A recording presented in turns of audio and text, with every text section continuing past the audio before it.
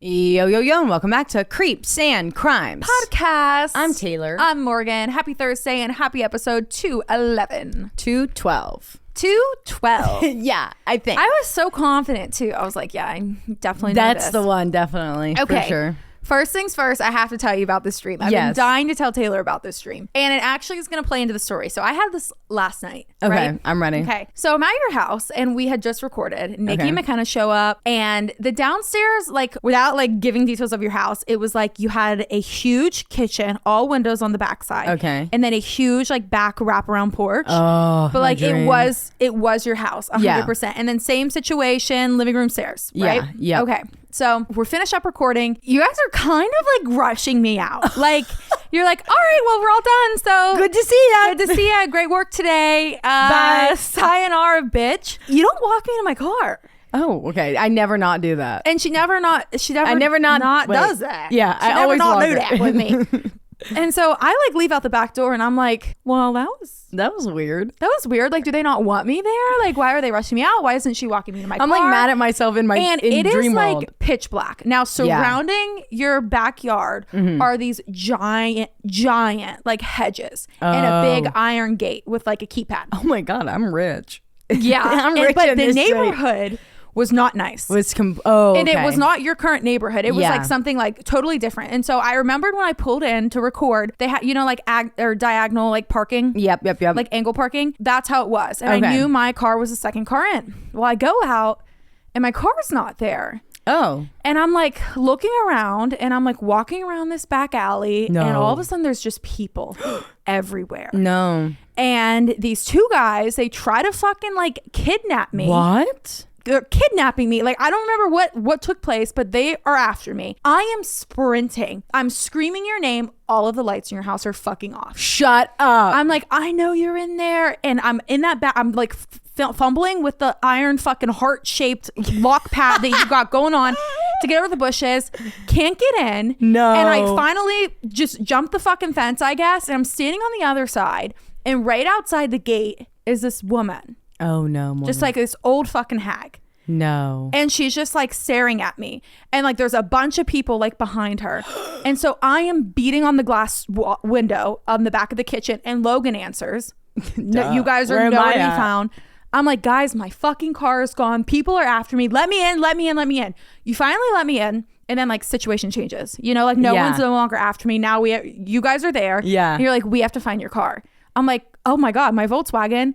I can literally track it on my phone through my app. So I go and I track it and it's in a storage like unit. What? It's like parked in a storage unit. Damn. And we go and we get in the Bronco. We're fucking driving over there to pick it up and it's fucking just obliterated, totaled to pieces. And so we call the cops and then that was it. That was it. Crazy. Why did I lock you outside my house and why did you shut all the lights off? Why like, did oh my God, act like we're not here. Why did I walk you up? Like she set me up to literally get kidnapped. I think in your dream I set you like, up. someone take her car, here are her keys, threw them out the window. Oh my God. It was really scary. That's really scary. You shouldn't trust me after that. No, I would don't. feel weird about And you now for I like don't. a week. I would feel so weird about you for like a week. I wouldn't be able to look at you and say, I was like, they said, but like you didn't do anything wrong. I know. It was just like you weren't being you. Nikki Yeah. and McKenna weren't being them.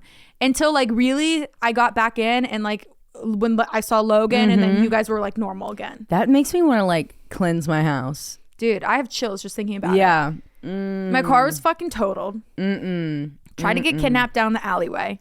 Oh my Had to God. jump over your fucking 12-foot hedge bushes. I wish I had 12-foot hedge bushes. I know you do. And the your iron fence. gate with your heart pad. That's block. what I want. That's exactly It was what I like a want. swirly like print. I was You're like, Taylar would never pick this. Taylar would literally a never little pick too that. much for Yeah, a her. little too much for me. Anyway, That's crazy. That was my dream and it was really scary. But I think the old woman, so she's going to play a role in my story today. Oh. And I had this last night and I was like really looking at pictures of what I'm talking about today. Like really looking at the pictures. Yeah. And like I did not feel well. Oh no. So don't love that. Don't love that. Hey, well, thank God Susan's coming next week. Thank God. Thank God. Gonna need her to hightail it into my car and take me the fuck home and cleanse my house. Yes, right now. But Susan's coming on next week. So if you have any stories for Susan, not about Susan, but like for her, that if there's any instance that you want to be like, I need to call Susan, but I haven't got around to doing it yet. That's what this is for. We have a lot of good creepy accounts. I was checking them today, a lot of new ones. So I'm going to prioritize those. But we have a new way that you can submit creepy accounts. Do we? Morgan, do you want to tell them? Oh, we do. Yes, we do. I'm like, what is it? What's oh my God, what's new? Yeah. Yeah. So we are hyping our fucking Reddit up right now. This is Operation CNC Reddit. It is Reddit thread Creeps and Crimes. Creeps and Crimes. We need you guys one huge favor. One, start posting your creepy account. If you want like direct, immediate answers and like you don't want it to get lost in the mail and you want other listeners to like comment, read your story, post it on our Reddit thread. We have they're called flags. So when you go to post, you'll put like, it's like a tag a flag. Yes. And on there's like so many different options and you want to use creepy account. We also are giving you guys a creative space to write your own creepy pastas, but we're going to be calling them creepy linguinis. So if you are a writer or you're into that or you just want to try it out like just for fun on a random Sunday instead of reading your book, you want to sit down and write us out a fun creepy linguini, then get on our Reddit, add the flair to it, and I'll go in our linguini section. And then there's another thing. Yes, there's another thing. If you want to do a creepy account submission, do it like that. If there's something that you see that you want us to see, like ghosties, crime, alien, whatever, you can do it on through the ghosties tab or the other ones. Morgan set all this up. I don't really have any idea of what's going on fully just yet, but I'm here for it. And the next one is one of our favorites. This is actually for the TBB section. It is called AIMS, AIMS, and it stands for Am I Missing Something? The Am I Missing Something little flair on here is going to be like Am I the Assholes confession files like we used to have on What's New Wednesday. Basically that's where like if you just need to get something off your chest, you put it in the confession files. It's anonymous. We just read it and we read it out loud for you guys. We'd love to do an entire TBB of confession files. That's also for like if there's a crazy ass story that's going on with like your friends that you want advice on, you could put it on there. We have a Q&A on there. But the AIMS is like Creeps and Crimes version of Am I the Asshole. So like the Am I the Asshole TBB you heard this week, we're going to only be pulling those from AIMS, and we already have one on here right now. Maybe we can have a Stories for Susan flair on there too. I can do it right now. There's also Bestie Love. If there's something that Q&A, if you need a question for us, or if you guys just want to like discuss amongst each other, there is a tab flair for that. So please go blow that up because we really, really, really want our presence on Reddit to be a little bit bigger. If you guys could go on there and just do a little, a little something. Please do. Susan's story on. Perfect. We're on Reddit here. Queen. We end this bitch. Okay, guys. So go submit your creepy accounts for Susan next week on episode 213. Try to get them in by this Sunday. We're recording on Tuesday, so we'll pull them on Monday. So you need to have them in by like Monday at 5 p.m. Eastern Standard Time. Let me get you a date on that. Monday. The 21st. Yeah.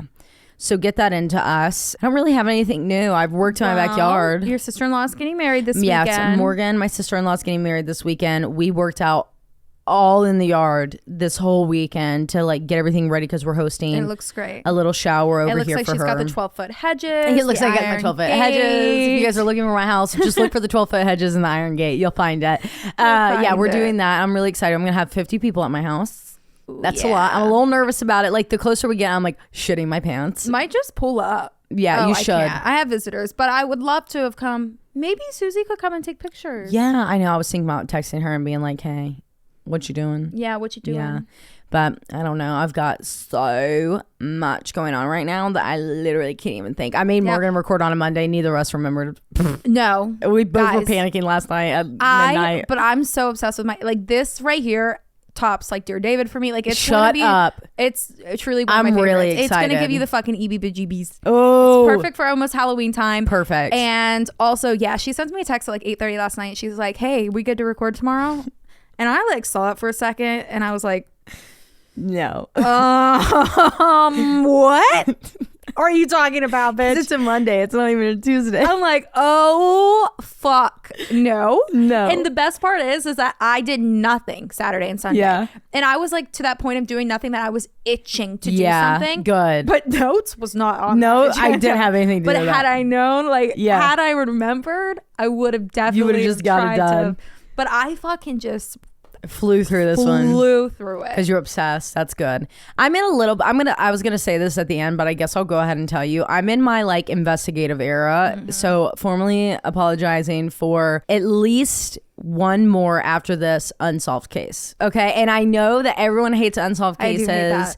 because but like it's to try to spark something new, you know, Right, and I raise get awareness. And I enjoy doing unsolved cases during this time of year because I feel like everyone's minds is able to be a lot more creative and like open up a little bit more to like For sure. maybe generate something new. Alrighty. Oh my God, we've got to move on. If you're driving, throw that shit on cruise control. If you got a glass, pour that shit up. and let's get creepy.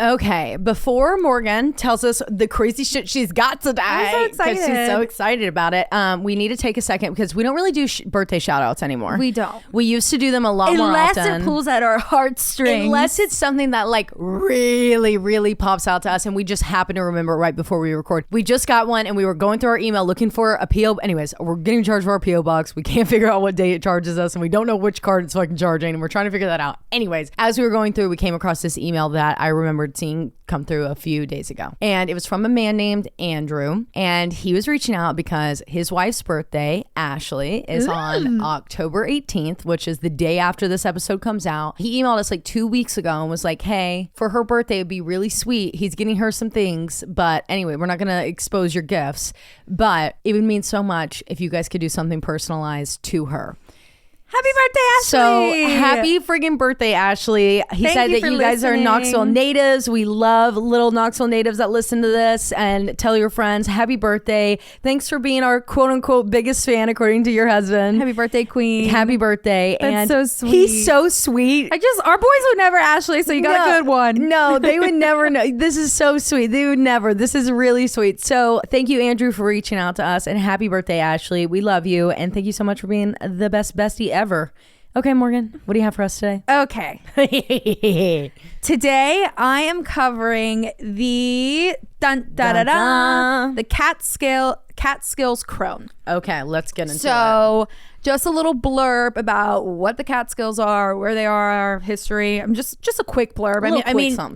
It literally doesn't pertain to the story, but I was just going in on them. So anyway, the Catskills Mountain lie in southeastern New York State, and they are a sub-range of the Appalachian Mountains. Mm-hmm. So I'm sure you can tell where the story is probably heading. Mm-hmm. They cover approximately 5,892 square miles and have the peak elevation of 4,100 feet, known as Slide Mountain. What separates the Catskills with the rest of Appalachia is its history. Now, this is something that has not been fully researched by historians and archaeologists and whatnot. It's assumed. Okay. So anyway, what historians can tell is that there was no large scale or long-term Native American presence in the mountains. Mm-hmm. They believe that the local Mohican and the Munsee tribes would use the land and water routes through the mountains as a passage to just get through, as well as like hunt for good game. But in general, neither of those tribes never settled down there because it was just really difficult to farm the land, and when it was cold, it was fucking cold. Yeah. So it is believed that unlike the rest of the Appalachian Mountain Range, there wasn't a large presence of Native Americans throughout its history,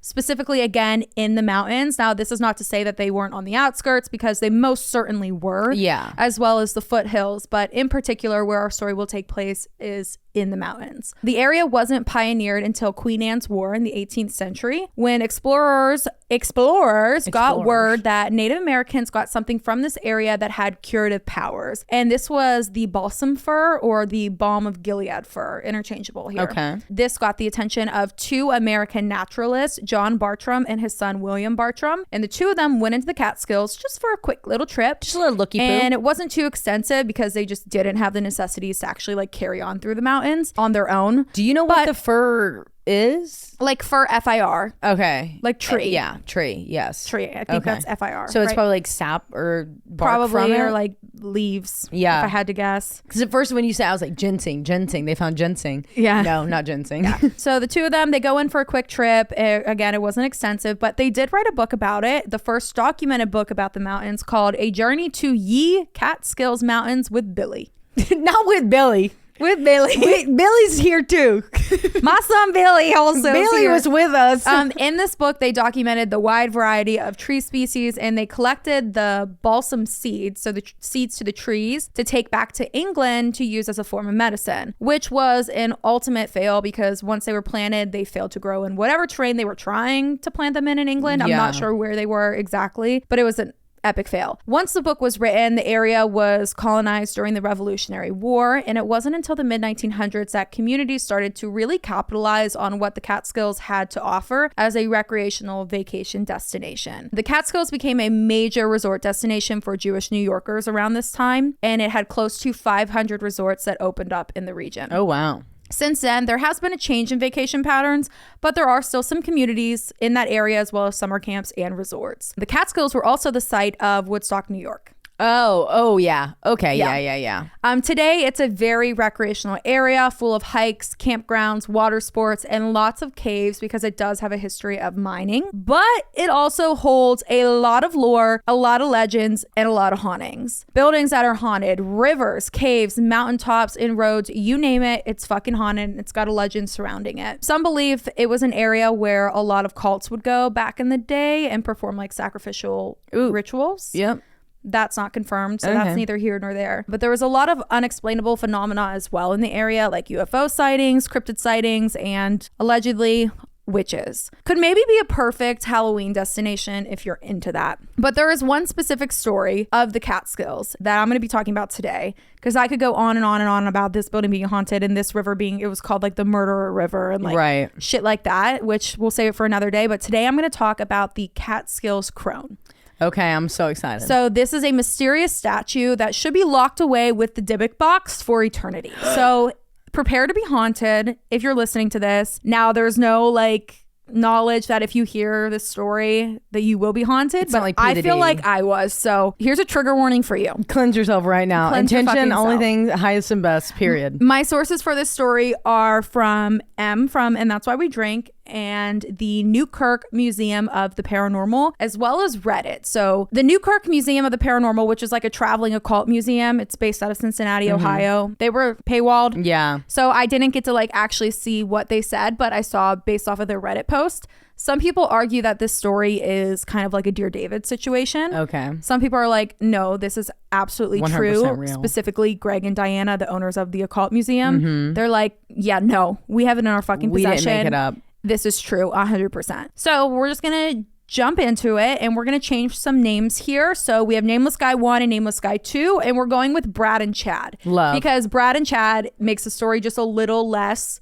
scary, and we can talk like bro boys. Yeah. Now, they definitely weren't frat bros. They were like naturalists. They were hikers. Yeah. But to me, frat bros, for the sense of the story and my sanity, like Brian and Steve, that doesn't make it as fun, right? Like we have Brad and fucking Chad here. Yeah. So they go on a hike in the Catskills in 2016. This was supposed to be your classic everyday boys club hike. While on their hike, they come across a cave that was a bit off trail, but there was something that was catching their eye with the cave. There was evidence of a fire. So like it was kind of glowing, but it wasn't like a booming fire, just like embers. Yeah, at the bottom. As if someone was just in there or someone was in there. Because again, this was a fresh ass fire. Like it had just burned out. While anybody else, Taylar Morgan, would have turned the fuck away. We don't want anything to do with walked that. Someone's clearly here. We should go. Brad and Chad are like, yeah, bro. This is something that we definitely have to check out. That's where we have to go. Yeah, bro. All of a sudden, now they're from the West Coast. They're hanging 10. Yeah. They're hanging 10. So they're like, let's get in that fucking cave. And they walk in and they just start scooping things out. There wasn't anyone in there, but there was definitely something in there. While scanning, both of their eyes stop and look at the same thing. It's a little statue or a piece of wood that had been carved into the shape of a human. So a little human wood statue. Okay. It had eyes carved into it, and each of the eyes were 3 nails driven into the sockets. And this wasn't something that was just done, because the boys could tell that it had been there for quite some time, or it was made a long time ago. The wood was old looking, the nails were rusty. But what was new about the statue was the brand new rope that was noosed around its neck. Oh. That was bought straight out of Ace's Hardware. That was straight from Ace Hardware, yeah. So Brad is like, yeah, this looks like some serious like sacrificial shit, part of a ritual or something. And to be honest, I want absolutely nothing to do with it. Gotta go. But Chad is like, Chad. Disagree with you there, Braddy. You know, Yeah. like I want everything to do with it. Matter of fact, I want to take it home, pack it up. Chad, Brad, which one are you? Chad. Brad's a good boy here. Yeah. Chad is up to, he's a hellion. Good. So they together, but by the declaration of Chad, they pack up this little wooden statue with nails sticking out of its eye sockets and a noose around its neck. And the two of them go home. PSA, don't. Yeah. Don't do If that. you didn't know, Not sure what they were thinking. especially in Appalachia, leave it. Fucking Leave it. Don't even look at it in the eye. Leave it. Yeah. Say, sorry. Didn't My mean to bad, disturb bro. you. I'm going to just walk on out. Highest and best. Love you. Bye. Kiss, kiss. So the two of them go home and they live separately. Right away, shit starts happening to Chad. Chad takes the doll home with him. Of course Brad he goes did. home to his own peaceful house. Yeah. As he should. As he should. King. Shit right there. Chad keeps hearing bang, bang, bang in the middle of the night, waking him up from his sleep. No. And once he would wake up, he would get up and just be like engulfed in the smell of what to him smelled like a terrible stale pond water smell, like murky, dirty, Mildewy. stale water. And not only were things happening to Chad, but his dog started refusing to go anywhere near this wooden statue and also started peeing inside the house, which those with animals know that is extremely out of character. Yeah. For a dog that is potty trained to Just start pissing in the house. Pissing in the house. Dogs just don't piss They don't in the do house. that. Yeah, no. And things start to escalate rather quickly. Chad is waking up with not just the banging and the smell of pond water, but also with the feeling of being watched. And even weirder, when he would get up to investigate, the statue was not where he had it last. Oh, no. AKA, that shit was moving on its own. Oh, no. And when he would find it again, that overwhelming smell of murky water would take over him. And then one night, around witching hour, Chad wakes up to one loud knock at his front door. No. This was weird because he had motion sensor ring cameras all around the house and nothing went off. No notification on his phone going off. And if he has lights whatsoever. out there, they normally turn on if someone Right. even is near it. But either way, he got up to investigate and he opens the door to find nothing. But this didn't sit right with him. All those banging sounds, what if him opening that door just invited in. whatever the fuck was out there into his home? Oh, God. So he's geeked out, calling Brad over and over again, and Brad picks up the phone and suggests that, all right, man, calm down. Let me come over. Let me grab you. Let's go out for a drive. Let's just chill the fuck out. Let's talk things out, and then I'll take you back home. Brad's a really good friend. And Chad's like, please. So He would be, get in the car, we're going to Susan's house. immediately. We're going to go wake Susan up. Brad comes, he picks Chad up, they go for their little drive out on the night out on the town, and he takes him home and he crashes. So I don't know if they were drinking or what the whole story is there, but he goes back and he crashes. Well, he wakes up around 10 a.m. the following morning to the sound of his dog barking. And he realizes once he opens his bedroom door that down the hallway outside his bedroom are muddy footprints. Oh. Footprints that are bare, like no shoes, feet prints. Oh, no. And immediately he starts smelling pond water again. He goes looking for the statue when he starts hearing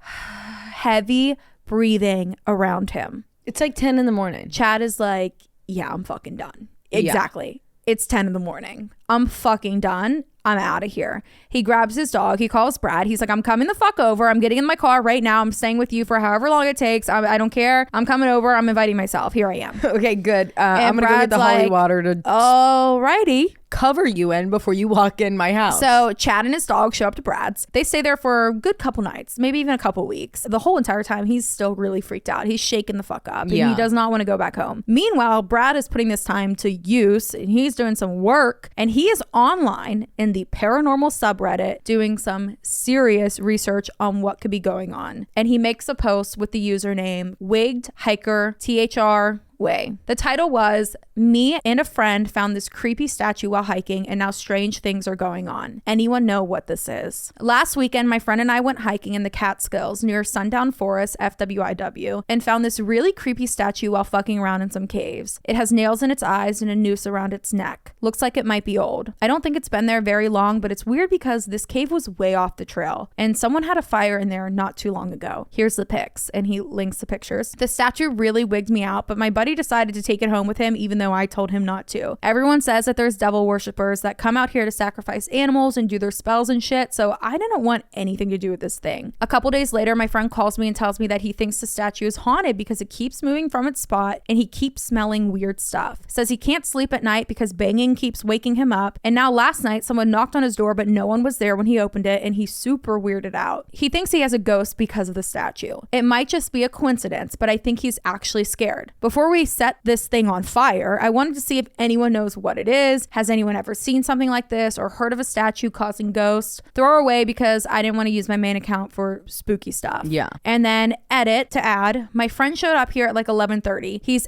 out of his mind scared. Never seen him like this before. I'm going to do my best to remember everything he just told me because it was a lot, but long story short, he's sleeping over here because something is in his house. We found the statue on Sunday, and like I said, I told him not to take it because it gave me bad vibes, but he took it anyway. He's been an atheist as long as I've known him, so when he told me that something was going on, I thought he was just fucking with me because he knows that I like to watch paranormal shows, and he always made fun of me for it. It started out just as knocks and banging, but he said that by Wednesday, he started waking up in the middle of the night feeling like someone was watching him. This kept happening through the week, and every time he'd wake up, he would smell a really strong scent like pond water. He doesn't believe any of the stuff, so he just ignored it until a few days ago when the statue moved from his desk into his living room. He says that every night since Thursday, it's moved into a different room than where he left it. He thought it was his dog moving it around because it smelled funny, but his dog won't go anywhere near it. He says that she's actually peed in the house 3 nights in a row, and she's never ever done that. Poor Last girl. night, someone knocked on his door at 3 a.m, but when he went to open it, there was no one there. His motion lights weren't on, and there weren't any cars in his driveway. He said that he opened up the door to look outside, and that's when he knew that he made a big mistake. Like, he just felt like he shouldn't have opened that door. That's why I made this post in the first place. At that point, I didn't have any reason not to believe him because it had gone way beyond a joke, and he actually sounded really, really fucking scared on the phone. He kept telling me that he was going to burn the statue because he knows that something followed him home. Anyway, he stayed up all night and then decided to go to the movies to take his mind off of it. When he got home, he said, I felt like everything was fine, and he decided to finally go to bed. This is where it gets super fucked up. He says that when he woke up, which wasn't until like 10, it was because his dog was barking like crazy. He said the pond water smell was stronger than ever, and when he went into his hallway, he saw all of these muddy footprints everywhere. Not like shoe prints, but barefoot. All of his doors and windows were locked. After someone knocked on his door, he freaked out and made sure that everything was locked up. So there's no fucking way that anyone could have gotten inside. Sitting in the living room was the fucking statue, which had moved again. And he says that when he started to go near it, he had someone breathing, quote, like his grandpa with the tracheotomy.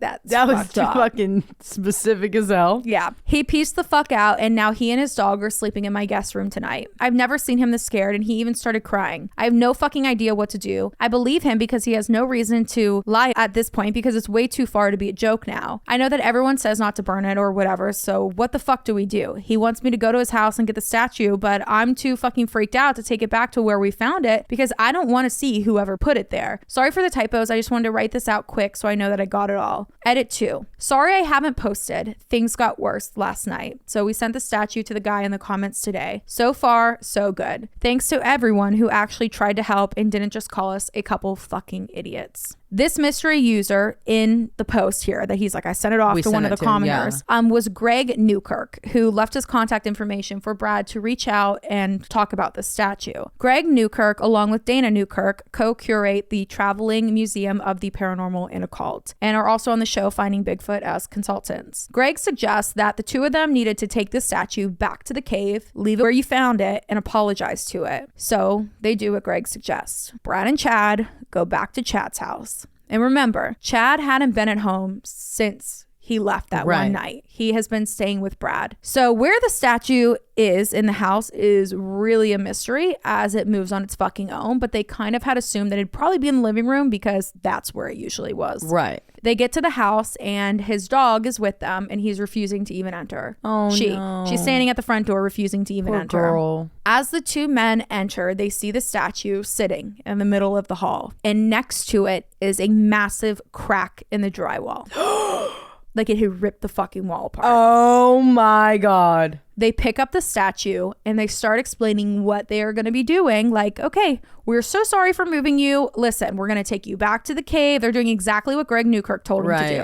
We're going to take you back to where you were, where we found you. We're going to put you back. So sorry about all this. Might be, our bad. But then something came over them while they picked up this statue. A huge sense of dread. The dog starts freaking out from outside the house. And as they turn to walk out the door with the statue, they are fucking frozen. Because Logan just slammed the door and it scared the shit out of me. Because right in front of them was an old, soaking wet, naked woman with glowing eyes. Bitch. What? An old woman. Just naked, standing there. Just an old hag. An old fucking hag with glowing eyes just blocking their exit. No. So they fucking take off running, right? Like right past her. They get outside. You think they're clear to go back to the cave. One fucking problem. They forgot the statue. They dropped it in the midst of being startled by the old soaking wet naked woman with glowing eyes. Guys. So they forget the statue. So now they have to backtrack. Oh no. So they sit outside, they collect themselves, and once their balls begin to drop again, they run back in, they throw the statue in a pillowcase, and they sprint right back out. Not the pillowcase. But instead, they decided, we're not going to the cave. I don't want this in the car. No. I don't want to be with it. Thing. Like, this is a long drive, then a long hike, and I don't want to be in the middle of the woods with it. No, they're not going back to the cave. Yeah. So they took off to the closest post office, and they fucking mailed it to the Newkirks. You guys take care of this, please. Can you handle this? Please and thank you. We know you don't literally know where we got it. Did you put at least a check in the mail with it? Like, are you paying them? Yeah. Because if we got that in our P.O. box, bitch. It also puts into perspective what kind of shit goes through the mail. No, like these mail carriers probably have no idea what packages they're delivering. They literally have no idea. Granted, my shit is usually Princess Polly, Fashion Nova, Amazon. If you're coming to my house, you fucking safe. Yeah, if you're coming over here, you good. If you're the delivery person for the Traveling Occult Museum, what the fuck are you delivering? I wonder if there's been any ever postal workers that have been like, I delivered shit to that house. I was so fucking haunted. I'll never live like that again. Like I got off that route. I need to know. I'd love to know. We're gonna have to postal reach out workers to, come forward, specifically in Cincinnati, Ohio. Yes, come forward, please. Okay, so they mail it to the Newkirks. And once the Newkirks get their new package, they pulled it out and they placed it in their office. Now, from what I understand about these two is that they have what's called a quarantine process, like a decontamination room. And it's where they kind of just keep all of their haunted items. Yeah. And they put them in quarantine to kind of set boundaries and tell them you can't fucking act up. Yeah, you're contained. Or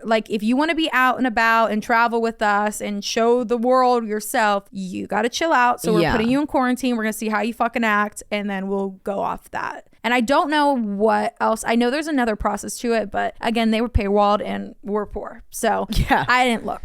And we just launched season 5, okay?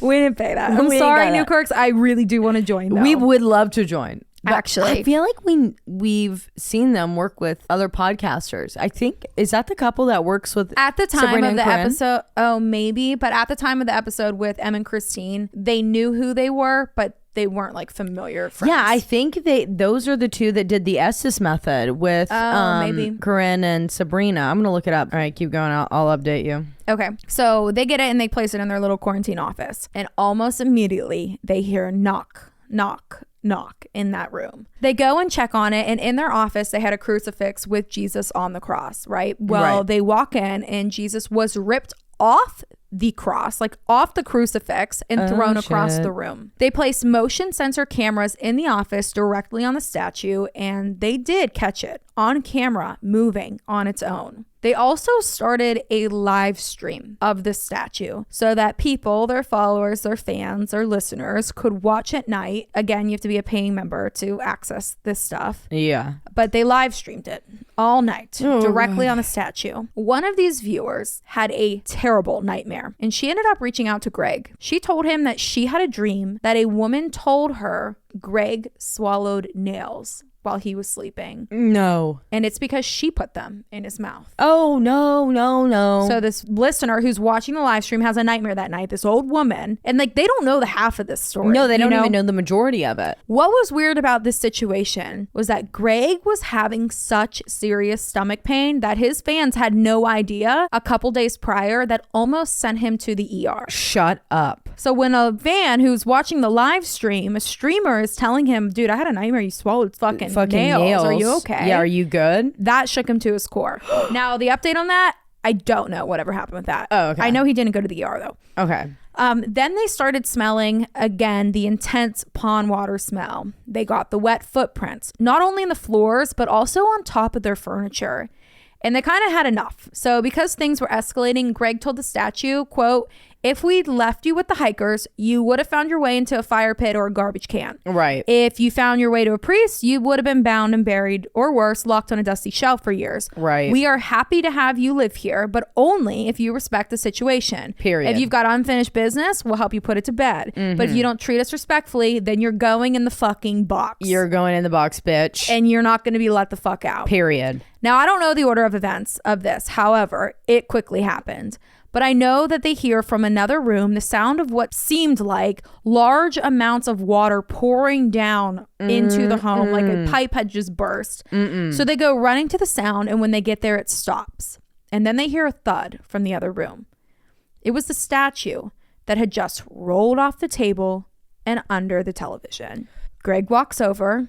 He bends down to pick up the statue, and the television starts falling forward as if it was going to land on top of him. But luckily, Dana was like holding it up, fighting the television. And immediately the lights start flickering. They hear 3 big knocks on the walls, and they're like, all right, well, you're done. We told you once. We're not telling you again. Fool me once, shame on you. Fool me twice, shame on me. So they grab the statue and they put it in their quarantine box because that was a threat, just to keep their word. Yep. And they posted a Reddit update a year after the original post. And this is what it says. By the way, they are. They are? Yeah, they are. They did the SS method? They did the Okay. SS method with them at the Conjuring House. That's okay. Yeah. Oh my God, I know when we exactly went on what their they show. look Yeah. like. All right, this is what it says. It's on the Paranormal thread, and it's by user NUEKERK. Remember those hikers who found the cursed statue in the Catskills cave last year? Well, I'm the guy they sent it to. And yeah, it's definitely haunted by something nasty. Hey everyone, you guys might remember that about 6 months ago, there was a post in the sub from a hiker who claimed that he and a friend found a strange carving in a New York cave. The whole thread is here. Links to the original thread. But long story short, they took it home and boom, bad haunting, poltergeist activity, apportation, and wet footprints manifesting along with a strong scent of pond water. A full-blown haunting, if he was to be believed. There were lots of great responses in the thread, and after getting a few emails from friends who knew what I do for a living, I logged in and threw my 2 cents into the ring. I'm the director of the Paranormal and Occult Museum based out of Cincinnati, and he ended up sending the item to me. Half a year later, I can say with a good amount of certainty that that carving, which we've nicknamed the Crone, after the woman, the old woman, is definitely haunted. Got chills. I don't say things like that lightly, but within hours of the object arriving at my office, I'm fairly certain it pulled Jesus off a crucifix hanging on the wall, was the cause of phantom knocks, wet footprints on my couch, and we even caught it moving with a motion-activated camera. The last straw was when it tried to drop a television on my head. I've been getting a lot of PMs about this for months, so I finally did my best to condense and compile every bit of the information I could about the statue, including every odd photograph, piece of video footage, and personal experience, and put it in a readable piece. I realize that links to outside websites aren't allowed, but short of a massive text post with extensive image, video, and reference links, writing an actual article about the experience with the item was the most effective way to present the information. Here's hoping the mods will make an exception in this case. At nearly 5,500 words, it's an investment, but I promised an update when he sent the object. Here's the 6 months of some of the strangest paranormal activity that I've ever encountered, and we'll link this below. I'm not gonna read it. That would take me an hour and a half. 5,000 words. I'll be around all night. So if you guys have any thoughts, concerns, or questions, have at it. I'll do my best to answer it. So the statue is in the museum with Greg and Dana, but it is one of the few items in their collection that is almost always locked up. Yeah, I'm sure. Positive. And again, it's called the Catskills Crone because of the old woman. The end. That's it? That's it. I mean, it's locked up in a box. Oh my we got God. nothing else. This is so recent. 2016. This is Reddit. My case is in 2016. That's weird. That's weird. That's what fucking the weird. fuck, Morgan? Do you want to see it? Jesus, yes, please. I would like to see it. Okay, let me scroll back up to the I knew first you link. were waiting for me to be like, show it to me, but I need to see it right now. Do you hear that sound? I hear air. Stop. Listen. You hear that? Mm-hmm.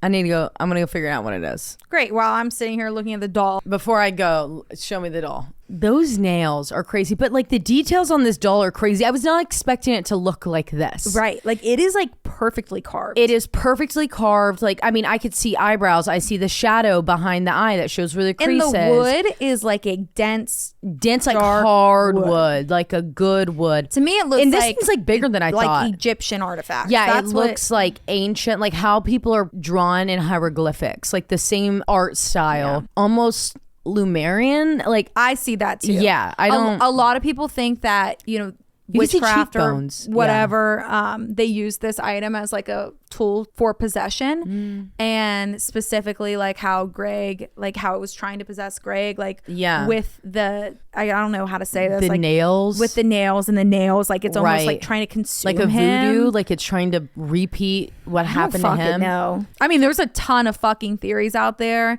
and when the guys originally posted it, everyone was like, burn it, drown it, get rid of it, throw it away, like get it the fuck out of your house. Has there ever been another one? Thank God they didn't. Like found though. Like to me, if this was like a part of a larger ritual, been on since recent years. I guess. Do you know I found something when we were digging out our backyard? What? Have I told you? No, a bone.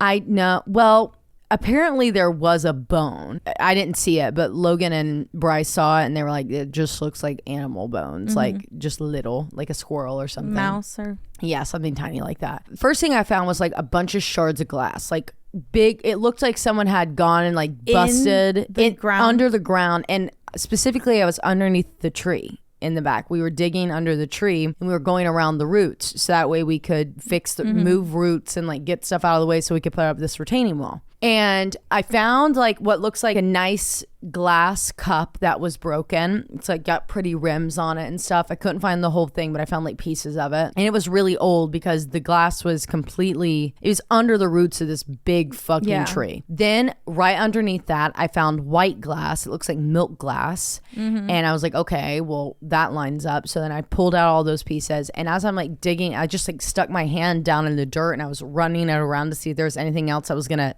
scratch me, and I was like, I'll pull that out immediately because it was all covered in mud. Like this is deep, like this is about 3 foot underground that we're digging. My hand hit something that's like sharp and firm, so I reached down, I pulled it up, I pour water on it. Now I'm archaeologist and I'm like pouring water on it and dusting it off. At first I thought it was like a stake, like a stake that you put in the ground, like an old nail that you would put in a ground, but the shape of it's weird. And Logan was like, I think that's a key. And I was like, I can't tell because it's so ionized, like what is it called, like we have all that built up like whatever, I know what you mean, on it, and it's like so thick. So I sit there and I scrubbed it forever. I don't have any vinegar, so I need to go get vinegar because that would help me a lot. I'll bring it up and I'll show it to you here in a second when I go figure out what that knocking sound was. Maybe if I remember I'll put it on Instagram.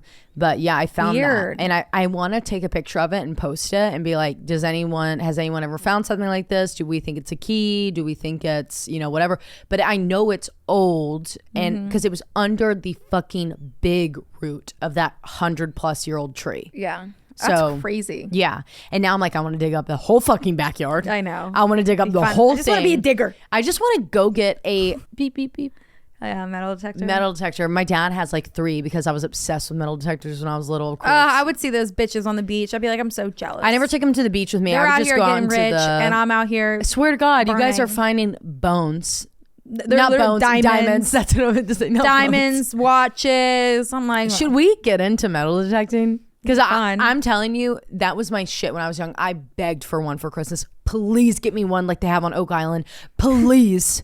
Please. I just want to look for the corn on Oak Island. That's all I want to do is look for the corn on Oak Island. Yeah. Damn, Morgan. That was a good fucking case. Thank you. I loved it. You know, I haven't heard it. I must have not listened to that episode. Yeah. And like, I haven't seen a lot of people cover it. Yeah. So I did reach out to M and I was like, thanks for the inspo. Love ya. Let me know. Where did you get this stuff? How did you find it? I can't find fucking anything on it. And they were like, oh, when I get home later tonight, I'll check and see what I can send you. I'm like, okay, cool.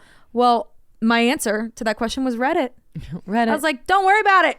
Good. I'm already in it. And then we're like, don't think I haven't noticed your atlases. Oh, yeah. Look at that. You know, we got them. We have both the first Haunted Road Atlas and then Haunted Road Atlas Next Stop, which is now on sale if you guys want to go buy it. So that way we can get these bitches on the charts. I think they're already on the charts. They don't really need us, but put us on the charts. Put us on the charts. All right. All what right. you got? That was good, Morgan. Thank you. Creeps and Crimes is sponsored by BetterHelp. Hey, Morgan. Thank you. Hey, Taylar. Thank you. This month, we are the CEOs of gratitude. But if there's one person that we don't show enough gratitude in this world, it's ourselves. So a quick thank you to me from me. Thank you to me from me. Sometimes when life is completely out of control and super stressful, like it has been for me and Morgan in this last year, as you guys know, it's really hard to slow yourself down enough in the midst of it all and think about like, hey, how much work is my mind, body, and spirit putting in to keep me afloat right now? And if you struggle like us to show yourself gratitude and grace and leniency, then therapy can help. What my time in therapy taught me were valuable coping skills and ways to set boundaries with not only other people, but myself. It made me feel empowered and as if someone had just handed me this magic toolbox of things that would help me understand my brain. If you're thinking of starting therapy, then give BetterHelp a try. It's entirely online. It's designed to be convenient. It's flexible and suited to your schedule. Just fill out a brief questionnaire to get matched with a licensed therapist and switch therapists at any time for no additional charge. So let the gratitude flow with BetterHelp. Visit betterhelp.com/creepscrimes today to get 10% off your first month. That's BetterHelp, HELP.com/creepscrimes. Give therapy a try with BetterHelp. The case I have for you guys today is, again, unsolved, but it is the case of Missy Bevers. So Terry Leanne, or Missy as she went by, Bevers, was a 45-year-old wife, mother, and fitness instructor out of Red Oak, Texas in 2016. She and her husband, Brandon, had been married for 18 years and had 3 beautiful daughters. The two of them loved living in Red Oak, which was an incredibly safe suburb of the Dallas-Fort Worth area. It was super practical for them because, as we all are aware, being around or in a big city is the best spot for someone like Missy, a fitness instructor, to live, especially because outside of private training, she was also an instructor for Camp Gladiator. And these are essentially like boot camp style workouts that fitness instructors are independently contracted to put on. But it's sort of like Missy had to apply for this company, get accepted, go through their training, collect their equipment, and then is sent off on her own to market this boot camp, pick a local spot to host a boot camp, indoor or outdoor, fill up the spots in the class, host the class, and then repeat. So it was pretty much like an MLM for workout classes and fitness instructors. Might still be around. I don't know. I love it. It's Gladiator. Yeah, and that's just like it's really American Ninja Warrior. Exactly, like Spartan Race. Exactly. Yeah. And I say it's like an MLM for instructors because that's like the best way I can put it. Like it's pretty much on you to make money for yourself once you get the certifications and the stuff. Because really, she was her own brand. And just like every other fitness instructor for large classes like this, she really had to let that encouraging, fun, non-judgmental, exciting, bubbly fitness instructor personality shine through. Missy had been very active on social media because she's selling her brand, and that's the only way that she makes money is if people are inspired enough to sign up in these classes. I've actually seen this before. Yeah. I think. It sounds familiar. But luckily for Missy, that was just her personality. It wasn't a show that she had to turn on. It wasn't a character. She was literally born to be a fitness instructor. In April of 2016, Missy was just days away from her next Camp Gladiator boot camp. The class was packed out with several locals booked and ready to go for their high intensity workout. And Missy was updating her clients regularly in this like Facebook group that she had for anyone that was like attending her boot camps, getting everyone hyped up. The class was booked for 5 a.m. on Monday, April 18th at Creekside Church of Christ in Midlothian, I think is how you say it. Midlothian, yes, Texas, which was actually her and her family's home church. So that's how she got this location. The night before the boot camp at the church, Missy posted in the Facebook group letting the attendees know that yes, there was like thunderstorms on the forecast, and they typically would do this outside if they could, but rain or shine, class is still on. If weather's permitting, they're going to be outside. If not, they're going to go inside in their normal classroom that they would when weather doesn't permit. So on the morning of Monday, April 18th, 2016, Missy woke up at 3:30 a.m. Babe, to get ready for her class. She drove from her home in Red Oak to the church in Midlothian throughout this like heavy rainstorm that was passing through the area, knowing that, all right, this is for sure going to be an indoor day. Yeah. And according to the public records, Missy arrives at the church at 4:18 a.m., like entering the church at that time. And she's like carrying in all the equipment that she needs to start like laying it out and prepping for the class. Well, somewhere between 4:35 a.m. and 4:45 a.m., the class attendees began like pulling into the parking lot, scattered at first, but then like a lot at once. They're entering the church to begin stretching and warming up, excited to chat with Missy at around 4:50 a.m. But as they made their way through the church's hallways back to their regular classroom where Missy hosts these when they're indoor, they're walking in, but instead of finding the typical bubbly and excited even before sunrise Missy, they walk in on a horrifying scene. In the classroom, they find Missy's badly beaten and battered, lifeless body. Oh my gosh. In the church? In the church. She is covered in blood, surrounded by shattered glass, workout equipment, a hammer, and several other tools that belong to the church. Oh my God. Missy's students rushed out of the room, back out to the front of the church where they called 911. Officers and first responders from the Midlothian Police and Fire Department rushed to the Creekside Church of Christ and confirmed that Missy was unfortunately too far gone. She was dead upon arrival.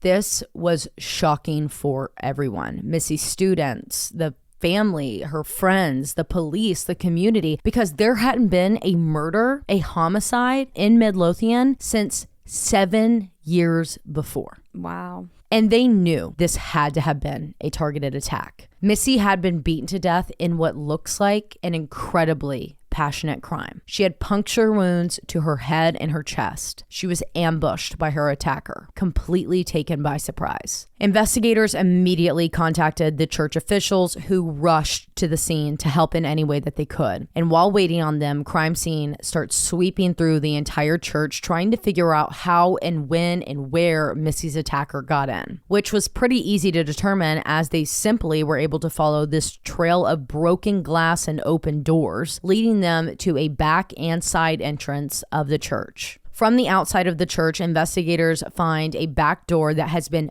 beaten to shit, meaning someone had unsuccessfully attempted to break in those doors and then switched to a side door that was near the church's kitchen that they were able to get open and gain access to the church. And some reports say it was like a window that they busted out, reached in and like unlocked the door. Others say that they shattered a window but still didn't climb through it and just pried open the door. Like a lot of work for nothing, essentially. That's fucking weird. Weird. All of the markings on the doors and windows from the outside look as if they have been beaten and like pried open with a crowbar or a hammer, matching the type of weapon that they believed was used to attack Missy. Once the church officials arrived, investigators had them walk through the entire church with them to determine if anything was missing or out of place. But there was nothing missing at all. And I mean nothing, period. Because along with all the valuable things that the church owned being accounted for, so were all of Missy's belongings. Her phone, her truck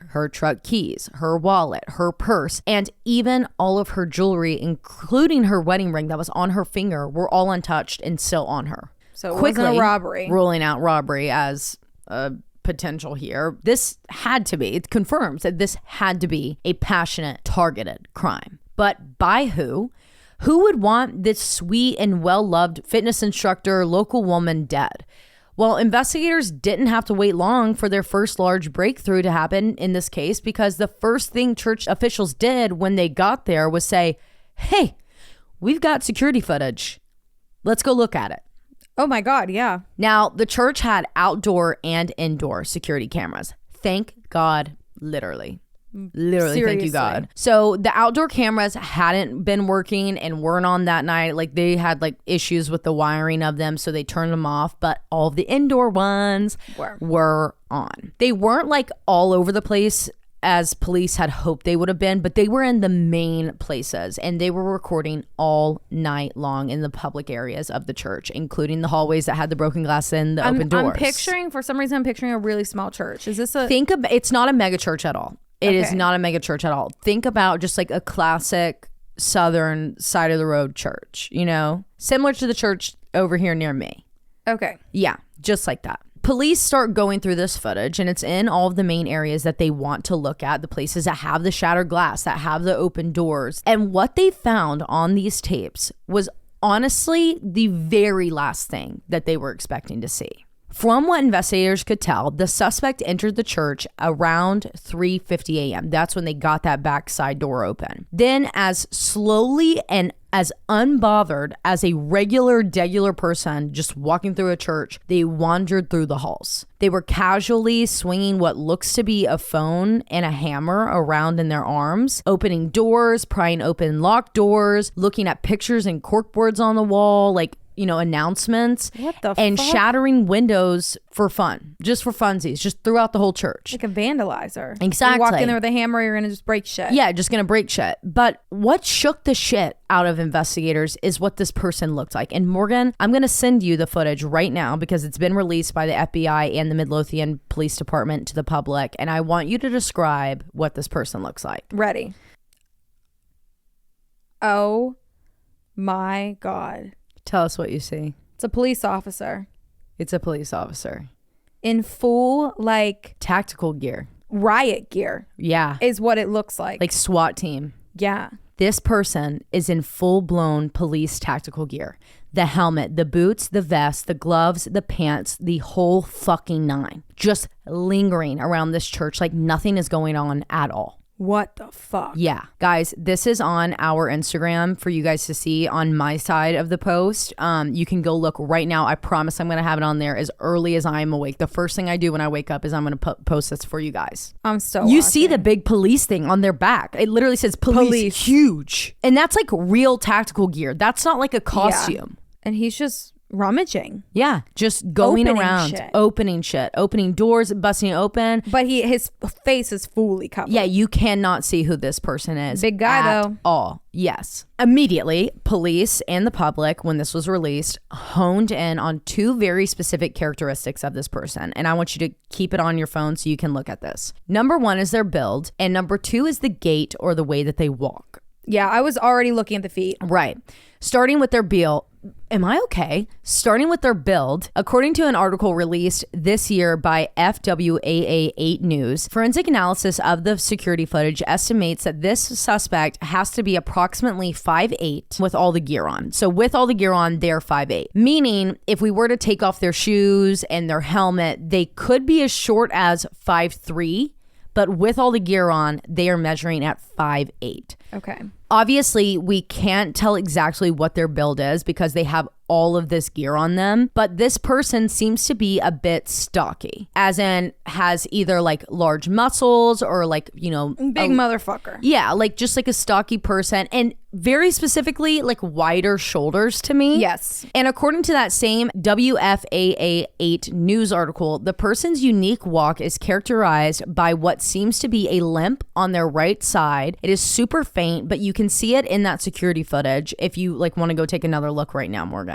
I specifically see it when they're walking down the right hallway with the nursery doors, like the double door. yeah, I'm where on it's it right now. you know halfway. I do see it, but what I'm seeing is the wide Yes. feet. More so. They also have, some people say that's pigeon-toed, but I think pigeon-toed's going in, right? That's what I thought. That's what I thought. It's not going in. Their feet are if you're a ballerina, they're permanently in second and third position. Yeah. Like their feet are facing out the entire time. Moving on from the suspect for just a second though, using the security footage, investigators are also able to get a better idea of when exactly Missy was attacked. So we know from the security footage that the suspect entered the church at 3:50 a.m. just 28 minutes before Missy entered the church at 4:18 a.m. And we know that the first person to get it was like two people, one person and the other person right after them. But that first person, the first early bird that got to the church for Missy's boot camp, got there at 4:35 a.m. And they did not recall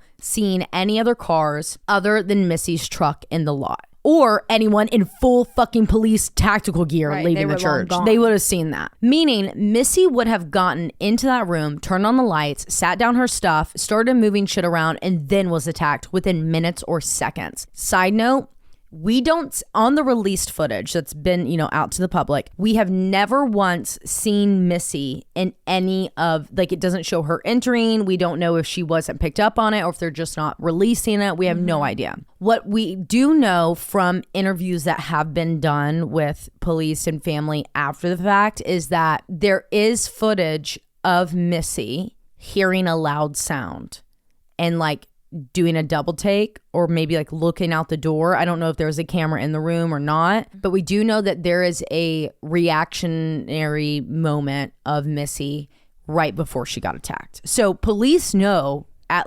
exactly what time she was attacked. It's never been released. Okay.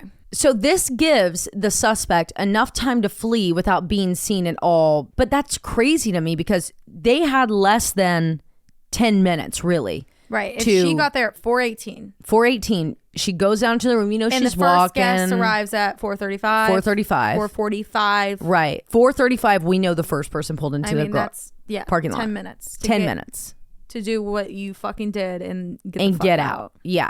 And it's not like they had a gun. She was not shot. Right. I find it important to note that some reports say that at least one or two clients could have gotten there as early as 4:35 a.m. I say that because the problem in the reports is that we know that the first 911 call wasn't made until 5 a.m.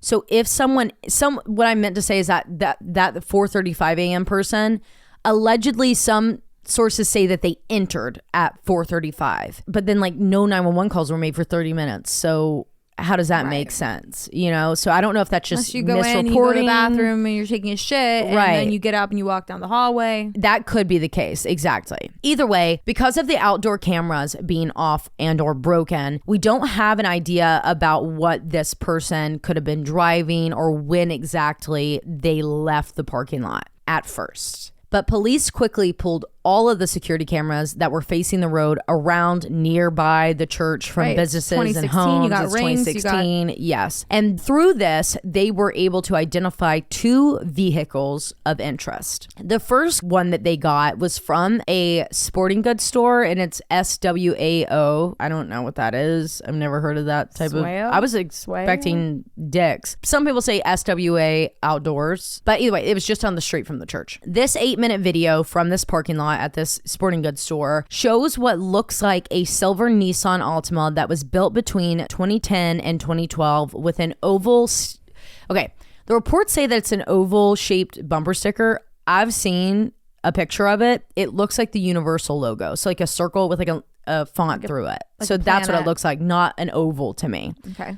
I'm not going to argue with the police though. Well, I would, but not today. This car enters the sporting goods parking lot at SWAO at 1:58 a.m. and leaves the lot at 2:04 a.m. after weirdly going back and forth around this parking lot with their lights on, then off, then on, then off again. And Morgan, I'm going to send you this video so you can see it, guys. Just like the first video, you can watch along on our Instagram. But what's crazy to me is the timing in which this car turns off their lights. And I see why investigators were like, something sketchy is going on there. Strange, yeah. Okay, here you go, Morgan.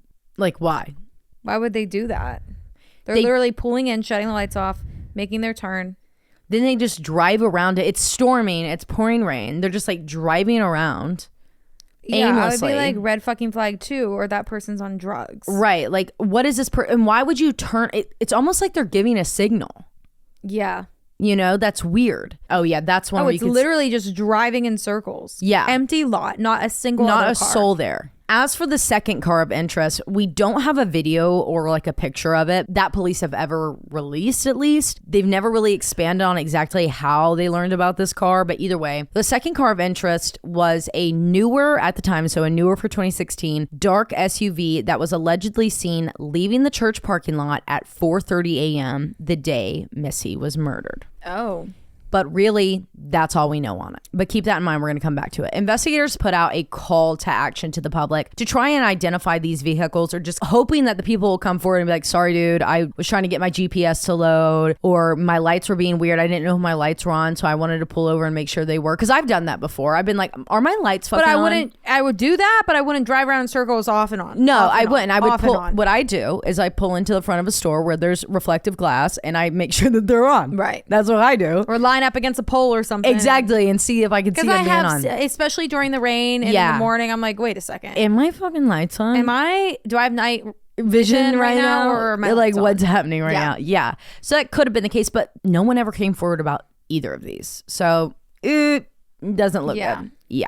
And when I mean that they don't get anything, they had 1,000 leads that were sent in, tips and leads. None of them were being like were they us the looking owner of at the each car. one though? Yeah, they looked at every single one, because like I said, this is the first time in 7 years that someone's been murdered here. They're same and nothing with was a hit. Leochi last week with Tupelo. They're like, what the fuck? What the fuck? Like, we're the safest city ever. What's going on? Yeah. Like, how did this happen? This had to be the doing of someone that had a real and pressing reason for wanting Missy dead. Someone she knew very well. But who and why? Investigators immediately began talking with all of Missy's friends and family while waiting on all of her social media, cell phone record, and iCloud records to be sent back to them because they had requested them. And of course, the first person that they look at is her husband of 18 years, Brandon Bevers. And it took a little bit longer than normal before they could get to talk with Brandon in person and sit down and chat with him, because at the time of Missy's murder, he was in Mississippi on a fishing trip with his friends, who very quickly confirmed his alibi. And after hearing the news, Brandon and his friends immediately rushed back to Texas and went to the police station first thing when they got back for these interviews. And also, he had to rush back because they have 3 daughters together. Yeah. So he's got to be there to protect his daughters and like tell them what's going on. Also, why are you wasting time if he was in Mississippi? Right. Clearly he's out. Brandon spent hours in questioning with police as they cleared him as a potential suspect, even agreeing to, he agrees to hand over everything. He's like, pull my cell phone records, pull my social media, pull my iCloud, whatever you need. During these interviews, he was questioned on the state of their marriage, how Missy was acting at that time, anything off, if she had a stalker, or if there was anyone that he could think of or anyone could think of that would target his wife. To which Brandon explained that their marriage was strong and happy. Like 18 years, that's not for the faint of heart. Like, they're in it. No, he didn't think or notice anything being off or out of the ordinary with his wife. And no, neither he nor her thought or even discussed the potential of a stalker. However, he and Missy were not struggling, but like they didn't love how she would have to get to these places alone, in the dark, set up by herself. In the middle of the night. In the middle of nowhere. 3:30 a.m. They didn't love that. You know, she could hold her own, but still, they went out together and they bought her a gun that she kept in her truck. It was registered to her. She kept it underneath her seat just in case she ever needed it or felt like something was wrong. And when investigators went to her truck in the parking lot of the church and checked it, it was still there under the seat, exactly where she kept it. Meaning she didn't feel that morning or see anything that would make her feel unsafe or threatened. And she just got out of her truck like normal. Yeah. And lastly, as for the question of if there was anyone he could think of that would be targeting his wife or want her dead, his answer was hell no. There was no one he could think of. Missy was this amazing person that everyone knew and loved. However, when they did speak with one of her workout buddies, this was like a guy that she worked out with regularly. Like, I think they were the trainer, like similar trainers at the same gym and had gone through like, you know, their little thing together. Process Gladiator. of getting licensed together. His name was Mark, and he said, I do know of one interaction that Missy recently had that left her feeling weird. Now, this workout partner, like I said, his name's Mark, and he, along with another friend that is not named, believed that she had been kind of distracted and not her typical bubbly self recently. Like, she was kind of looking over her shoulder, and they equated it to something that she mentioned about some messages on LinkedIn. And just a few weeks before, she had actually finally shown them these messages that made her feel weird. Well, once investigators were able to get all of Missy's phone records and social media or whatever, they were able to read through these LinkedIn messages. And there were 2 specific chats that investigators listed in their search warrant as being of interest to them. The first one they describe as a chat that began friendly and got flirty. And then the second one was a chat that was described as, quote, creepy. Oh. I haven't been able to find anywhere like that has listed these messages or has screenshots for whatever. It's probably too soon. Yes. Right. However, some other sources that possibly may have, gotten access to these or maybe questioned investigators or the family about them describe the first chat as not just being flirty, but instead intimate. Which is interesting considering the fact that, according to Brandon, their marriage was in tip-top shape, 18 years going strong. Yet when investigators are able to get the full records for both Missy and Brandon's devices, they quickly learned that that was not the case. This couple had been dealing with both financial troubles and infidelity. Both sides. We don't know if it was just one of them or if it was both of them. It was never explicitly said, but still, police identified 9 target numbers that were connected to persons of interest after reviewing the records. These individuals were in regular contact with Missy and Brandon in the months prior, days, weeks prior to Missy's murder. Most of these belong to their family, friends, and co-workers that were easily able to be questioned, if not already questioned at that point. But there were some that they had to go kind of hunt down. This is released to the public with very little to no details at all, pretty much exactly what I told you, so we don't have much to go off of. However, the town rumor mill, along with the internet rumor mill, because it's 2016, right? This was a big case, took this shit and ran with it. There were speculations about either the wife of the man that Missy was seeing allegedly behind her husband's back, maybe being the person who did this, or maybe even the husband of the woman that Brandon was allegedly seeing doing this to Missy, so that way retaliation to get back at Brandon, with some gossip centering around rumors that one of the individuals, either Missy or Brandon, was allegedly having an affair with a cop or a person that was married to a cop. But honestly, I think the most jarring rumor surrounded Missy's father-in-law, Brandon's dad, Randy Bevers. The motive being that he found out that Missy was cheating on his son, but the reason for this speculation? Strap in. On April 22nd, just 4 days after Missy's murder, Randy Bevers walks into his regular local dry cleaner to drop off a women's white shirt. It needed to be deep cleaned because it was covered in blood. What? He explained to the dry cleaner that the blood was from a really bad dog fight that they had to break up that past weekend, but the dry cleaner, who had been following Missy's case, didn't fucking buy it. So the second that Randy walked out that door, they called 911 and had investigators out there with crime lab, gloves on, evidence boxes, taking this shit to be tested. And while they were waiting on the testing to come back, they began looking into Randy a little bit harder. When they roll back the security footage from him walking into the dry cleaners, they noticed something about him. Just like the suspect, Randy walks with a similar gait. Plus, he has a similar height and a similar stocky build as the suspect. The public goes crazy. Please tell me you have this footage. Calling him to be arrested. There used to be something out there that showed the two side by side. I cannot find it anywhere. I went through one of you sleuths get looking. The first time I heard this case was right before, literally, I think it was the last episode I listened to before the pandemic. From Crime Junkie, and I remember watching it on there. So the second I got to this point in the case, I immediately went to their sources to see if they had it listed. It was listed. I clicked on it. It's not there anymore.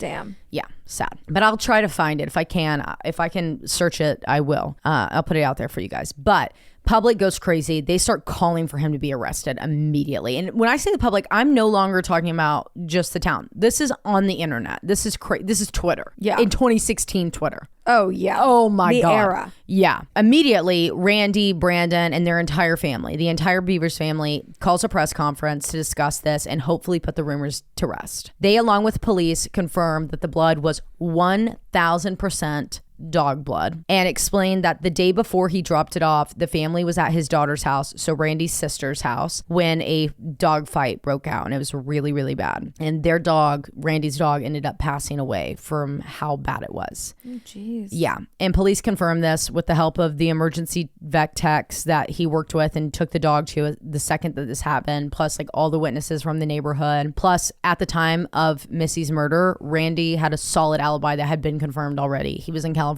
So he wasn't there. It wasn't him. What are the odds of that, though? Right. That both his son and him are out of town. But it's, they're both big fishermen. So it's like, your dad. Right. He's out of town every weekend. We'd be like, that's just where he was. Like, that's just where he was at. That's fishing. That's it. It's a period. Therefore, the entire Bevers family was completely cleared. They're good. Another thing that I forgot to write down on my notes is in the press conference, the Bevers family, they were so great. They were like, listen, guys, we are not mad at the dry cleaners. We're not mad at any of you guys who are literally like freaking out over this. We thank you. We see that you really do want to get Missy's case solved, and that's all we could ask for. So we're not mad. We just want to clear this up. And they thanked the public for being like, thank you for making those videos, for comparing. Do that now with everyone, please. Right. So keep it up. So all eyes, to me, all I was ears. like, I love that. Yeah. No press is bad press when you've got a case like this. Absolutely. We want it closed, and thank you for doing it. And I wonder if they still use that dry cleaner. I probably would. I'd be like, I mad would. respect. Thanks. Yeah, mad respect for that. Yeah. I would have probably called the fucking police too. Yeah, no, definitely. Even if it was someone I knew forever. Yeah. I would immediately call the police. It just seemed like within months, this case that seemed to have literally could have been something that was cut and dry. I mean, we have security footage of the fucking suspect. Right. We have witnesses that were there within specific minutes. gate. We know how this person walks. We know what they potentially could be driving between these two cars. Right. Like, there is so much information, and we're in this little small town. Everyone knows everyone. It's a Texas Southern chatty. Guess who I saw outside this morning? Exactly. Like, literally, like there are so many things. Everyone knows who the fuck's got tactical gear that they could be using. Exactly. There is so much. Plus, they had the help of ATF dogs, the FBI, the U.S. Marshals assisting on this case, but yet it's going cold faster than anyone could control. When the Midlothian Police Department finally identifies a new suspect to the public, when they obtained a search warrant in December of 2016 for his house. Someone that they had been looking at since the very beginning. Someone that they had received hundreds of tips about. It was a man named Bobby. Bobby was a former police officer from just down the road in Lancaster, Texas. And yes, it's Lancaster. Who openly admitted to police that he still had all of his tactical gear, but claims, hey, that's a little too tight for me to be fitting in these days. Who was a member of the Creekside Church of Christ, and who also drove a dark brown 2014 Honda CRV, which matched the description of the SUV that investigators said was driving through the church parking lot at 4:30 a.m. the morning that Missy was murdered, and who walked with a very, very distinctive limp and gait. Investigators only obtained the search warrant for his house after a forensic podiatrist was brought in and compared the gait of the suspect to Bobby's. They did determine that they were incredibly similar. Then, when investigators looked into Bobby's past, they found that, including being a police officer, he specifically worked tactical before his time in the service ended. And at the time of Missy's murder, he was actually just doing like independently contracted security guard gigs for like large events. One being Missy's funeral. Sorry. He worked security at Missy's funeral. What are the fucking odds of that? Right. Sorry. Nikki just texted me that she was on her way here, and I thought I heard a sound, so I want to make sure it's not her. I hear car bumping. That can't be Nikki. That can't be her. If that's her, I would scream. Low rat and bumping. Okay. Where was I at? work security for Missy's funeral. Yes, that is concerning within itself, but even more so concerning than him working Missy's funeral and being a member of the church and having this gate and working tactical and having his tactical gear is what they found on his record from 1996. Apparently, Bobby had been suspended from his time in the police that year, 1996, after being arrested and charged with aggravated sexual assault. Just to note, though it's never explicitly stated anywhere, we do not believe that Missy was sexually assaulted during her attack. Either way, allegedly, when this aggravated sexual assault took place in 1996, Bobby had brought like lingerie and cameras to the location that he planned to attack. So it doesn't really match up with the MO of Missy's case. However, it at least shows us that he has a criminal past and deviant tendencies. Well, in one of these 2 search warrants, because there was 2 of them total, executed at Bobby's house, investigators found 12, quote, suspicious electronic devices that they took into evidence. And after sending them off to be analyzed, a few months later, so 6 months later, in June of 2017, they arrested Bobby and charged him with possession of child pornography. Oh, geez. So he's angry at God and he goes to the church to vandalize. And maybe, but no, he wouldn't have just like targeted her like that, you know? He claims he's never even met Missy, but like, this is a small church. You know who Missy is. And maybe it wasn't like personal. Maybe it was manic. Maybe he was just like, oh my God, someone saw me. Yeah. It could have been that way. Either way, he's 6 foot tall. He's taller, a lot taller than we believe the suspect will be. They could be 5'2" to 5'8". What's going on out there? I don't know. There's going down a party. in the DMs. It's going down in the DMs. What is happening down outside right now? It's just so not the time. Down in the DMs.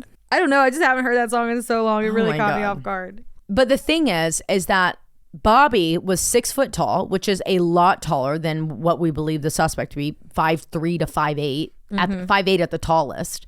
He passes polygraphs, and though his gait is similar to the suspect's, that forensic podiatrist says, like, look, I can't say if that's a definitive match. It's not.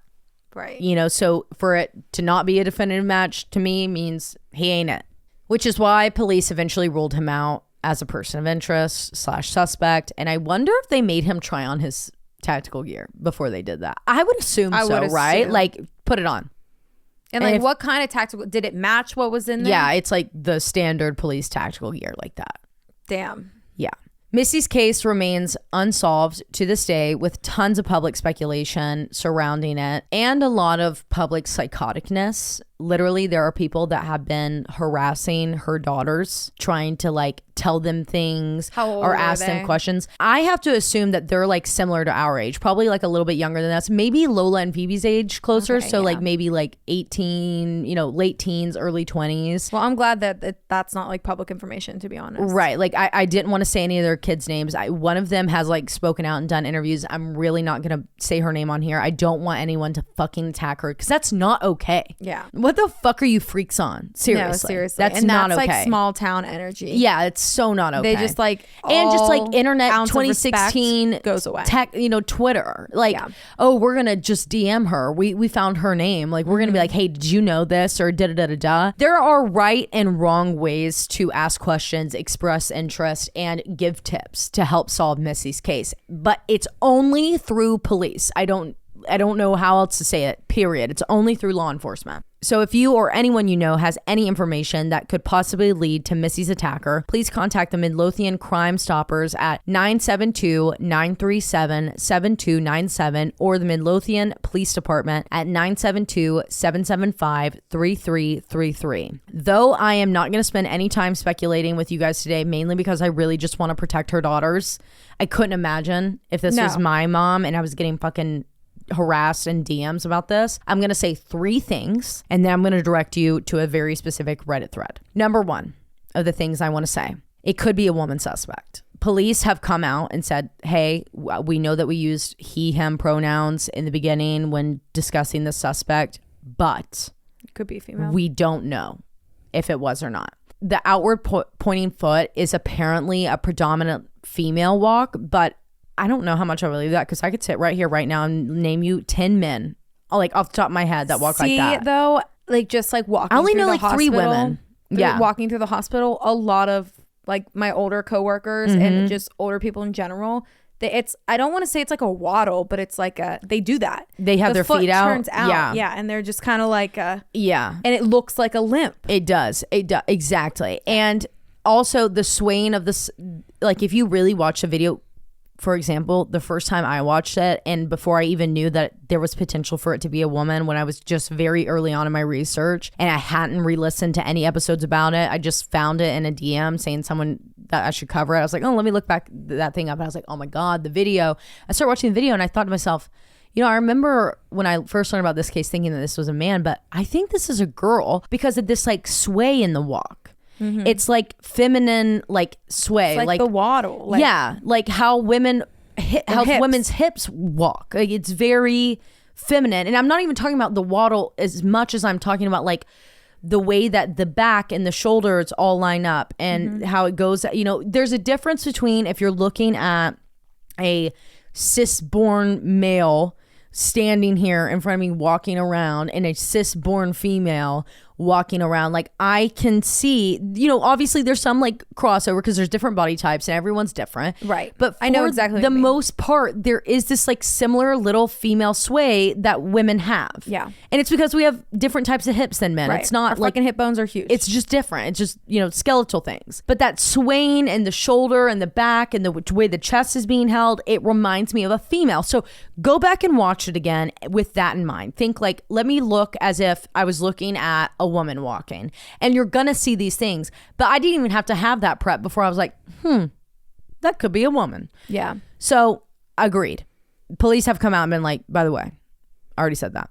Number 2, the second thing I'll say, the suspect's gait, I think, could potentially be a red herring. Bold take. They did it on purpose. It could have been done on purpose, or how the fuck are you supposed to normally walk when you're wearing all that shit? If I'm wearing a fucking hat inside, I walk weird because I don't know. I'm like, I've lost half of my peripheral. I don't even know where the fuck I'm at. Or like, think about when you walk with overalls on. You know, there's like something. Or think about if you're walking with like waders on. Right. You're gonna walk weird. It's Personally, heavy. I think about whenever I walk with like a skirt. Exactly. Or if you like have a bunch of, you know, like if you have something on your chest, like but a big also vest. In that video, not to contradict you here, but like they're so relaxed. They're relaxed and they're just kind of feel like chill. They're just kind of like that does seem natural because they're just swinging that fucking hammer around. Right. Just walking around. But you know what I mean? you can see like they have like big pockets on. So for the arms, like people saying, the reason I call that out is because people are like, the arms are weird. Like they look robotic and like not as natural as everything else looks. Okay, well, this person has on a fucking bulletproof vest. Yeah, they can, you know, like move. How are they gonna swing their arms normal? And that shit weighs like 50 fucking pounds. Which also though would make it extremely difficult to attack someone with 50-pound vest death. On your chest. Yes, in a timely manner that you've got to get in and get out. Yeah, exactly. But then another thing about the gate, the reason why I think it could be a red herring is, think about, let's say it's a guy. Think about walking in the store with Aaron and Logan. Every 15-20 minutes, I see Logan doing like a split. Sorry, my balls are sticking to my leg. Yeah. Or you know, like this. I was pinching my balls when I stood like that. Always. Every guy always does like weird little movements to shift their balls. Think about a girl. Imagine if these were like tight fitted SWAT pants, or maybe she's got something on underneath it like jeans. You know when that seam is tight and it's giving you a camel toe? Ouchie. You got to get your clit on one side of it, you know, because it hurts. It's hurting you real bad. Yeah. And you'll get a UTI if you don't move it. So like kind of shifting around, and maybe it's just like kind of uncomfortable. So you're swinging your legs so you don't have to move it, or you can't reach it to move it, potentially. And then the third thing I'm going to say is that I think police know who did this. Do you? I think they know exactly who did this, but they just don't have enough evidence to convict this person. Oh, not that they're covering it up. So, yeah.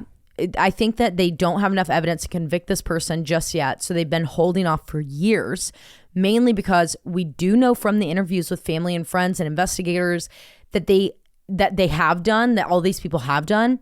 We know that the stuff I just reported to you, the information that's been out there to the public, that is not even the tip of the iceberg. Right. And what I mean is like, you know how people say like, that's just the tip of the, no, this is just like the point on top of the tip of the iceberg. Right. They know so much. They have so much more. It's 2016. Yeah, I circle back to the LinkedIn messages. And also, here's another thing, Morgan. We know that as early as 2016, even earlier than that, maybe even 2012, we are able to see who is from geomapping what phones were even in that area, even if they weren't active at that point in time. Yeah. So I know they've pulled that. Right. We know they have it. We know that they know what numbers were in the area. But they don't have any evidence at the church, and they have never released it to the public. Damn. Which, to me, after almost 10 years, would be crazy to keep all of this stuff close to chest, behind closed doors, locked down. Put the pressure on them. Without, there's no reason that they wouldn't have released it if they had no leads. It's been almost 10 years. In 2026, it's going to have been 10 years. Yeah. So either on the anniversary in 2026, we're going to get a ton of new evidence released to the public. Because they have to. No. Or we're going to get an arrest is what's going to happen. So to me, there's a lot of shit that they know that they're not releasing, which makes me think that they haven't nailed down who they think has done this. Yeah. And they're waiting. It's a waiting game. Yeah. I'm kind of just thrown off by the LinkedIn messages. Mm-hmm. I think it could have been. LinkedIn's weird. LinkedIn is weird. A weird and place if you're to be messaging in general, that's weird. So to me, I'm thinking, okay, coworker, or not a coworker because you're your own, somebody in your industry, in your field, network, right? In your network that also does fitness classes, right? Is an instructor. Then I'm thinking, okay, female, she's fucking pissed. Like something happened. You took my brand. You did. Or a guy, you took my brand. You took my clientele. Right. This was my area. This is a small town. You took my clientele, and then not to mention I find it also, weird with the creepy message. They never pronoun that. Right. They never said it was a creepy man or he was creepy. Right. And then also, whenever you do have to build your own clientele, you're posting. Boot camp at the church, 5 a.m. all the time. Be there every day. Facebook. Instagram, Facebook. LinkedIn was popping in 2016. They know exactly where you are at all times. At all times. You're saying, hey, at this time, we're going to be here. If you want to get here early, I'll be here. I feel like it was a revengeful fucking someone else in that network. But then also another part of me is like, there's infidelity going on. But I don't know why that's not sticking with me. I know. To me, it just seems like I also feel okay, are you emotionally this is a cheating? Vandalism situation. Clearly in the videos, they're just out there dicking around. Right. They're just walking around. They're just dicking around. They're pissed off at the church. But they're what pissed I off do at know, someone in the church. you can't see this on there, but I do know that they hid. They knew when Missy was going to get there. Oh, okay. So they hid and waited. They looked around for a little bit, but they're checking their clock. Yeah. It's very perchy. Everyone knows. And by the way, they believe that Missy was running late that morning because she typically would have gotten there a complete hour before. And she got there at 4:18, so 20 minutes late. So they're they're walking around. They're walking around, looking around, what am I going to do? What am I going to do? Just start breaking shit. But it's weird that that's their reaction. Yeah. Really weird. Now, if you want to go down every single rabbit hole that there is on this case, I have been actively avoiding doing to keep this from being a 3-parter. I literally texted Morgan. I was like, she's like, how mad will they be? How mad would they be if I made this a 2-parter at the very least? I'm going to send you guys to Reddit, and you guys need to join the Reddit thread called Missy Bevers. There are 5,000 people in there that are active all the time about discussions and leads and stuff that they have learned from these people reaching out to the family, which I do not condone and I do not agree with. Please do not. Please do not ever do that. I don't think they would. But that is the case. This is the unsolved, should be solved murder of Missy Bevers. I mean, it just seems so cut and dry. It's hard to believe that it's not. It seems like a case that what are we waiting on? Right. You have all the puzzle pieces there. We have it all here. We literally know what this person looks like. You're waiting on your 4 corners down here to put in your puzzle. Right. We know what this fucking person looks like. Yeah. It's really devastating. I can't even imagine this small town. No, she's only 5 years older than my mom too. So this is in 2016. Literally would have been our moms. And it reminded me so much of your mom too, because it was fitness instructor and doing all this and having kids at home and husband's on a fishing trip. There's just so much of it that seems like a lot personal to our stories and our regular everyday life. I can't even imagine. And it just shows you how quick it can just be taken away. Yep. Especially also in fitness, you have such a routine. Mm-hmm. Even if you're not an instructor, everyone knows. Everyone has a routine. They go to bar. every Tuesday, Thursday at 6 a.m. Everybody in your class knows it. Everybody, your instructors knows it, and anybody close to your life. And if you go to a regular gym like social media. Logan goes to the same gym, same time, every day. Yeah. Same person he goes with every day. Definitely not me. You will not be finding me at the gym with Logan. You would find us there once a month. Good luck, guest of the day. Good luck. And even once a year. Yeah, good luck, guest of the day. I've not even gone with Logan in a year. Last time I went with him, I was like, I'll never come with you again. I'm so paying for Hot Works. No, you got to get rid of it. I know. I keep wanting to drive it, and I'm like, I don't really want to look at him. I know. I would love to go. I was thinking about the other day. I was like, damn, I'd love to go in there and just get a good little sweat in and move on. You can be Morgan. If you'd like, no, I'll book you a class. Yeah, book me a class and let me go in there. They're immediately charging my account for fraudulent. Yeah, the second that happens, like, we know who that is after that shit. Okay, guys. Next week, we got Susan on for Stories with Susan, so send those in. And I don't know which TBB you're getting. I think I know which one it is, but I don't know if that one's going to work. Me and Morgan need to talk about that. Am I the asshole? No, Am I the Asshole is this week. Oh, Morgan? No, yours is the last one. This one's the one that we pre-recorded with 204. Oh. Yeah. I don't know if it's going to work. And I'll let you know why here in a little bit. Anyways, you're still going to get a TBB. Don't worry about it. Love you guys. Love you. Bye. Bye.